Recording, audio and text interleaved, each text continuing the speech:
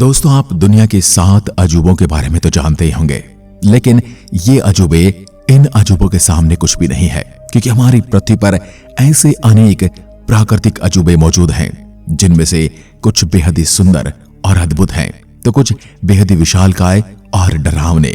चाहे हम बात करें विशाल माउंटेन्स की, यानी बड़े बड़े पर्वतों की, झरनों की, सुंदर आइलैंड की, गहरी घाटियों और महासागरों की, लंबी नदियों और झीलों की, या फिर विशालकाय रेगिस्तानों की, ये सभी अजूबे अपनी विशालता और सुंदरता के लिए जाने जाते हैं। कुछ अपनी भयानकता और डरावनेपन के लिए जाने जाते हैं। आज की वीडियो में हम हमारी पृथ्वी के नहीं, बल्कि हमारे सौरमंडल के कुछ ऐसे ही डरावने और रोमांचक रहस्यों के बारे में जानेंगे। आज की इस वीडियो में हम 7 ऐसे रहस्य जानेंगे जो हमारे पूरे सौरमंडल में सबसे अनोखे हैं।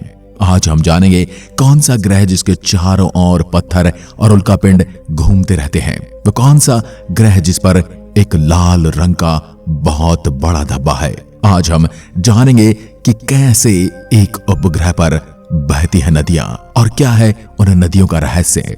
आज हम जानेंगे कि कैसे मंगल ग्रह पर सबसे ऊंचा पर्वत है, यानी हमारे माउंट एवरेस्ट से भी ऊंचा पर्वत। और आज की वीडियो में हम यह भी जानेंगे कि कहां पर है टावरिंग वोल्केनोज, और ट्राइटन पर कैसे हैं नाइट्रोजन गैस के गीजर्स, और प्लूटो और कुइपर बेल्ट के रहस्य के बारे में भी जानेंगे। चाहे हम बात करें सुंदर सैटर्न रिंग्स की, पृथ्वी जितने विशाल तूफानों की, लिक्विड हाइड्रोकार्बन के लेक, अंडरग्राउंड ओशियंस की, कई किलोमीटर विशालकाय वोल्केनोज और गीजर्स की, या फिर हमारे सौरमंडल में मौजूद ऊंचे ऊंचे पर्वतों की, इनकी विशालता और सुंदरता के सामने हमारी पृथ्वी पर मौजूद अजूबे काफी छोटे नजर आते हैं। अभी तक भेजे गए इंसानी मिशनों ने इन अजूबों की कई तस्वीरें और जानकारियां हमें भेजी हैं, पर भविष्य में जरूर एक ऐसा समय आएगा जब हम इन्हें अपनी आंखों से देख सकेंगे। पर ऐसे में आपको ज्यादा निराश होने की जरूरत नहीं है, क्योंकि आज के वीडियो में हम सौरमंडल की एक रोमांचक यात्रा पर आपको लेकर जाने वाले हैं। आज हम सौरमंडल में मौजूद 7 अजूबों के बारे में बात करेंगे जो विशालकाय, अद्भुत, प्राकृतिक और रहस्यमयी हैं। सबसे पहले बात करते हैं शनि ग्रह की, सैटर्न्स अमेजिंग रिंग्स। दोस्तों, शनि ग्रह को हमारे सौरमंडल का सबसे अनोखा और सुंदर ग्रह माना जाता है, जिसका कारण है इसके चक्कर लगाता एक सुंदर सा रिंग सिस्टम। यह रिंग सिस्टम करीब 2,82,000 किलोमीटर जितने विशालकाय क्षेत्र में फैला हुआ है, पर इसका वर्टिकल हाइट केवल 10 मीटर ही है। शनि ग्रह के रिंग्स मुख्य रूप से कई बिलियन छोटे छोटे आइस पार्टिकल्स और रॉकी मटेरियल से मिलकर बने हुए हैं। ये पार्टिकल्स कुछ मिलीमीटर से लेकर कई मीटर तक विशालकाय हैं, पर इसका यह रिंग सिस्टम पूरी तरह यूनिफॉर्म नहीं है, बल्कि ये 30 से ज्यादा अलग अलग रिंग से मिलकर बना हुआ है, जिनमें से कुछ ज्यादा डेंस हैं, यानी ज्यादा घने हैं, तो कुछ कम डेंस हैं। गैलीलियो गैलीली ने 1610 में सबसे पहले टेलीस्कोप का उपयोग कर शनि ग्रह का अध्ययन किया था, पर वे उस समय शनि ग्रह के रिंग्स को पहचानने में सफल रहे। जिसके बाद 1655 में क्रिस्टियान ह्यूजेंस ने पहली बार दुनिया को शनि ग्रह के रिंग के बारे में बताया। शुरू में वैज्ञानिकों का मानना था कि इस रिंग सिस्टम का निर्माण शनि ग्रह के निर्माण के समय ही हुआ था, पर कई सालों तक किए गए अध्ययनों में हमें पता चला है कि इसका यह रिंग सिस्टम काफी नया है, जिसका निर्माण केवल कुछ मिलियन साल पहले ही हुआ है। वैज्ञानिकों के अनुसार इस विशालकाय रिंग सिस्टम का जन्म किसी विशालकाय कॉमेट यानी एस्ट्रॉइड या इसके अपने मून से टकराने की वजह से और उसके टूट जाने की वजह से हुआ है। अभी तक कुल 4 मिशनों ने शनि ग्रह के रिंग का करीबी से अध्ययन किया है, जिसमें पायनियर 11, वॉयेजर 1, वॉयेजर 2 और कैसिनी जैसे मिशन शामिल हैं। जहां पायनियर और वॉयेजर मिशन ने शनि ग्रह के फ्लाईबाय के दौरान इसके रिंग का अध्ययन किया था, वहीं कैसिनी मिशन ने करीब 13 सालों तक शनि ग्रह के ऑर्बिट में रहकर इसके रिंग सिस्टम का अध्ययन किया था। और इसी दौरान कैसिनी द्वारा जुटाई गई जानकारियों से हमें पता चला कि शनि ग्रह के ग्रेविटेशनल फोर्स के कारण धीरे धीरे इसके रिंग खत्म हो रहे हैं, और वैज्ञानिकों का अनुमान है कि केवल कुछ मिलियन सालों में शनि ग्रह के रिंग्स पूरी तरह से खत्म हो जाएंगे, और ये शनि ग्रह की ग्रेविटी फोर्स के कारण शनि ग्रह का ही हिस्सा बन जाएंगे। Number 2, Jupiter's great red spot, एक लाल धब्बा जो बृहस्पति ग्रह पर है। बृहस्पति ग्रह हमारे सौरमंडल का सबसे बड़ा ग्रह है, जो लगभग पूरी तरह हाइड्रोजन और हीलियम जैसी गैसों से मिलकर बना है। यह एक गैस जाइंट है। यहाँ पर जमीन नहीं है। इन गैसों के मूवमेंट की वजह से जुपिटर ग्रह हमारे सौरमंडल के कुछ सबसे विशालकाय तूफानों से घिरा रहता है। ऐसा ही एक विशालकाय तूफान इसके इक्वेटर के करीब मौजूद है, जिसे ग्रेट रेड स्पॉट नाम दिया गया है। यह तूफान इतना विशाल है कि यह पृथ्वी जैसे कई ग्रह इसमें समा सकते हैं। इस विशालकाय तूफान के सेंटर में 430 से लेकर 680 किलोमीटर प्रति घंटा की तेजी से हवाएं चलती हैं, जो कि धरती पर आने वाले तेज तूफानों से भी करीब 3 गुना ज्यादा है। माना जाता है कि विशालकाय तूफान को सबसे पहले 1655 से 1713 के बीच देखा गया था, पर इसका साइंटिफिक ऑब्जर्वेशन 1878 में शुरू किया गया था। ऐसे में यह तूफान करीब 200 से लेकर 300 साल पुराना हो सकता है, पर यह तूफान धीरे धीरे कमजोर और छोटा हो रहा है। 2017 में किए गए अध्ययन के अनुसार यह तूफान करीब 16,350 किलोमीटर के विशाल क्षेत्र में फैला हुआ है, जो कि इसकी खोज के दौरान देखे गए आकार की तुलना में केवल 1/3 है। ऐसे में वैज्ञानिकों का अनुमान है कि अगर यह तूफान ऐसे ही सिकुड़ता रहा तो आने वाले करीब 15 से 20 सालों में यह पूरी तरह से शांत हो जाएगा। इस तूफान का अध्ययन मुख्य रूप से पायनियर, वॉयेजर, गैलीलियो और जूनो जैसे मिशनों द्वारा किया गया है, जिसमें से जूनो स्पेसक्राफ्ट अभी भी जुपिटर ग्रह के ऑर्बिट में मौजूद है, जो कि 2016 में इसके ऑर्बिट में दाखिल होने के बाद से ही लगातार करीब से बृहस्पति का अध्ययन कर रहा है। नंबर 3, टाइटन लिक्विड लेक्स, यानी टाइटन ग्रह पर मौजूद वो नदियां क्या हैं? दोस्तों, शनि ग्रह के सबसे बड़े मून टाइटन को हमारे सौरमंडल का सबसे विचित्र और हमारी धरती से सबसे मिलता जुलता सोलर बॉडी माना गया है, क्योंकि यहाँ हमारी धरती की तरह ही एक एक्टिव एटमॉस्फेयर मौजूद है, जो मुख्य रूप से नाइट्रोजन गैस से बना है। टाइटन धरती से पर एकमात्र ऐसा सोलर बॉडी है जहां लिक्विड मीथेन और इथेन के विशाल झील और नदियां मौजूद हैं।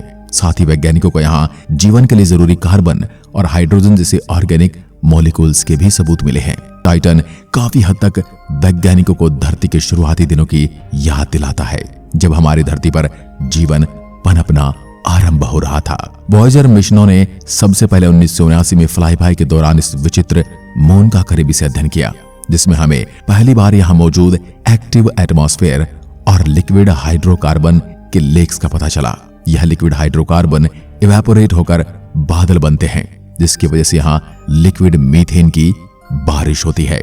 यह एक मात्र ऐसा मून है जहां हमारी धरती की तरह ही लिक्विड बॉडीज के विशाल झील, सागर और साथ ही साथ नदियां भी मौजूद हैं। इनमें से कुछ झील कई किलोमीटर तक विशाल तो कई सैकड़ों किलोमीटर तक गहरी हैं। इनके अंदर इंसानों के लिए कई आश्चर्यजनक चीजें मौजूद हो सकती हैं। ऐसे में कुछ वैज्ञानिकों का यह भी मानना है कि इन लिक्विड हाइड्रोकार्बन लेक्स में किसी प्रकार के जीवन होने की संभावनाओं की मौजूदगी है, जो हमसे अलग ऑर्गेनिक मॉलिक्यूल से बनकर बने हो और जीने के लिए हमसे अलग संसाधनों पर निर्भर करते हो।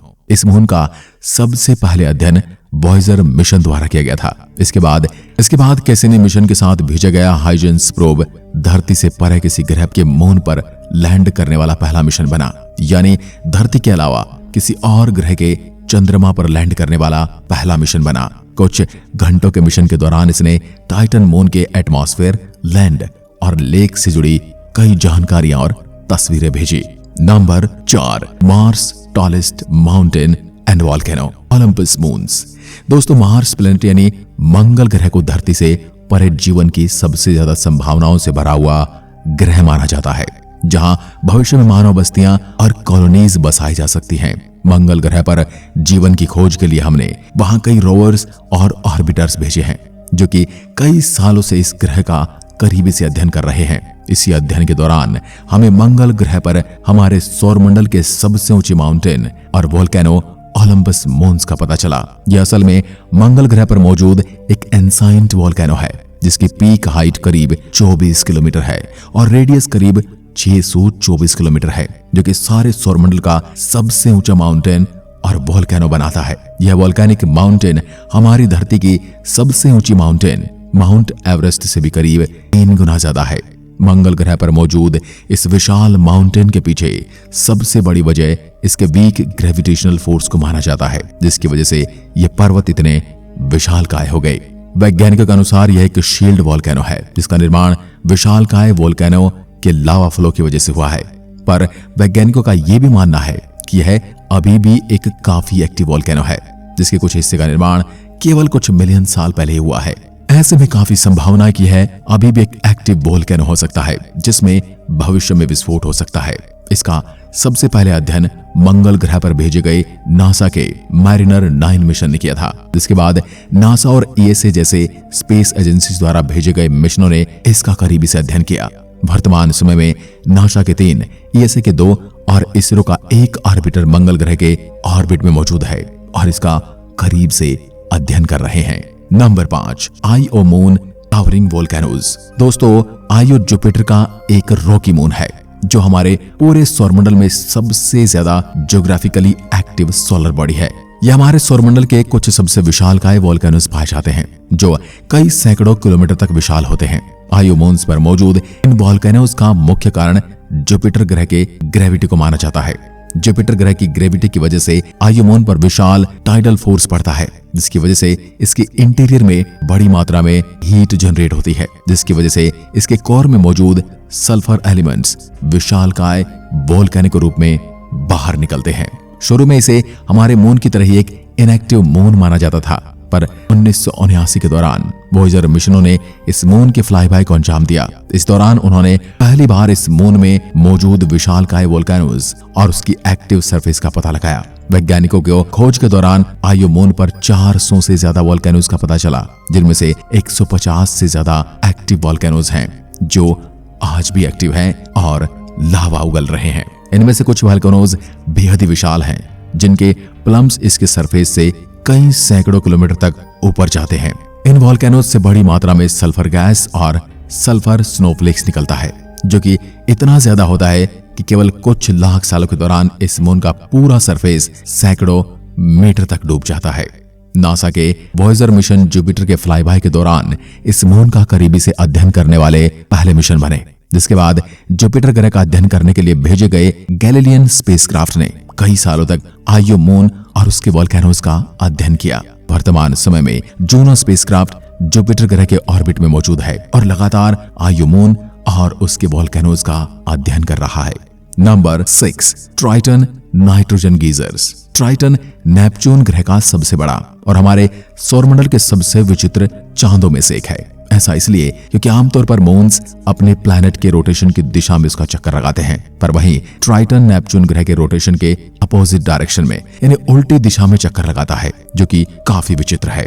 इसका सरफेस फ्रोजन नाइट्रोजन आइस से बना हुआ है, जिसका एवरेज तापमान -235 डिग्री सेल्सियस है। वॉयेजर 2 मिशन अपने फ्लाईबाय के दौरान 1989 में इस मून के करीब से होकर गुजरा था, जिस दौरान इस मिशन ने इस विचित्र मून को लेकर कई खुलासे किए। वॉयेजर द्वारा जुटाए गए जानकारियों से वैज्ञानिकों को पता चला कि यह काफी यंग और एक्टिव मून है, जहां नाइट्रोजन और मीथेन का रिच एटमॉस्फेयर भी मौजूद हो सकता है। इस मून की सबसे विचित्र बात यह है कि इसके सरफेस से निकल रहे नाइट्रोजन के विशाल गीजर, जिनमें से नाइट्रोजन गैस और डार्क पार्टिकल से निकलता है। इन वोल्केनोज ने ट्राइटन पर कई विशालकाय डार्क पैचेस बना दिए हैं। इनमें से कुछ नाइट्रोजन प्लम्स 8 किलोमीटर से भी ज्यादा ऊंचे हैं, जिनका रेडियस सैकड़ों मीटर से भी ज्यादा है। इन प्लम्स का मुख्य कारण नाइट्रोजन पर नाइट्रोजन आइस की हीटिंग और ग्रीन हाउस इफेक्ट को बताया जाता है, जिसकी वजह से बेहद ही तेजी से ट्राइटन के आइसी सरफेस से बाहर निकलते हैं। इन कई किलोमीटर विशाल गीजर से वैज्ञानिकों ने अनुमान लगाया है कि इसका इंटीरियर आज भी काफी वार्म और एक्टिव है। इस विचित्र मून का सबसे पहले अध्ययन 1989 में किया गया था, जब नासा के वॉयेजर मिशन ने नेपच्यून ग्रह के फ्लाईबाय को अंजाम दिया। वॉयेजर मिशन ने इस मून की कई यादगार और साफ तस्वीरें ली, जिनसे इस मून को देखने का नजरिया ही बदल गया। वैज्ञानिक भविष्य में इस मून का और करीबी से अध्ययन करने के लिए एक विशेष लैंडर मिशन पर विचार कर रहे हैं। Number 7, Pluto and Kuiper belt. Pluto हमारे सौरमंडल के आखिरी छोर यानी कुइपर बेल्ट में मौजूद सबसे बड़ा ड्वार्फ प्लैनेट है। पहले ये भी एक ग्रह हुआ करता था, लेकिन 2006 के बाद इसका ग्रह का दर्जा छीन लिया गया है और इसे अब एक ड्वार्फ प्लैनेट माना जाता है। इस ड्वार्फ प्लैनेट का सबसे करीबी अध्ययन 2015 में न्यू हॉरिजॉन मिशन के फ्लाईबाय के दौरान किया गया था, जिस दौरान इस मिशन ने इसके सरफेस, एटमॉस्फेयर, माउंटेन्स, वैलीज और क्रेटर्स का बेहद ही करीब से अध्ययन किया। जिसमें सबसे जरूरी जानकारी ये थी कि प्लूटो वैज्ञानिकों की सोच से विपरीत एक काफी एक्टिव सोलर बॉडी है। कहां उन्हें एक नाइट्रोजन रिच एटमॉस्फेयर, माउंटेन्स और पोटेंशियल सरफेस लिक्विड ओशियन का पता चला है। प्लूटो पर मौजूद यह माउंटेन रेंज बेहद ही विचित्र है, जिनके कुछ पीक्स की ऊंचाई 3500 मीटर के करीब है। तो ये माउंटेन मुख्य रूप से फ्रोजन नाइट्रोजन आइस से मिलकर बने हुए हैं। वहीं वैज्ञानिकों को यहाँ कुछ विशाल घाटियों का पता चला है जो कि 600 किलोमीटर तक लंबे हैं और कई किलोमीटर गहरे हैं। प्लूटो पर कुछ विशाल क्रेटर्स भी मौजूद हैं जो कि 260 किलोमीटर जितने विशाल डायमीटर में फैले हुए हैं। यानी प्लूटो एक काफी ज्योग्राफिकली एक्टिव वर्ल्ड है, जिसकी वजह से वैज्ञानिकों का मानना है कि इसके कई किलोमीटर विशाल मोटे बर्फ के परत के नीचे सब सरफेस लिक्विड वाटर के महासागर मौजूद हो सकते हैं। वहीं प्लूटो से परे हमारे सौरमंडल के आखिरी छोर यानी कुइपर बेल्ट में और भी अद्भुत और विचित्र ड्वार्फ प्लैनेट्स और माइनर प्लैनेट्स मौजूद हैं, जिनमें हाउमा, मेकमेक, गोंगोंग, एरिस और सेडना प्रमुख हैं। ये सोलर बॉडीज बेहद ही अद्भुत हैं, जिनकी खोज ने वैज्ञानिकों को हैरान ही नहीं परेशान भी कर दिया है। भविष्य में न्यू हॉरिजॉन्स की तरह ही इन कुइपर बेल्ट ऑब्जेक्ट्स का अध्ययन के लिए मिशन भेजे जा सकते हैं। पर दोस्तों, हमारे सौरमंडल से परे इस पूरे ब्रह्मांड में मौजूद सबसे बड़ा आश्चर्य और कोई नहीं बल्कि इस वीडियो को देख रहे हम इंसान है, क्योंकि अभी तक हमें इस अनंत ब्रह्मांड में धरती से परे कहीं और किसी प्रकार के माइक्रोवेल लाइफ या इंटेलिजेंट लाइफ का पता ही नहीं चला है। ऐसे में आपका इसके बारे में क्या सोचना है, हमें कमेंट करके जरूर बताएं। एक बार फिर मिलते हैं ऐसे ही दिलचस्प वीडियो के साथ। तब तक के लिए नमस्कार।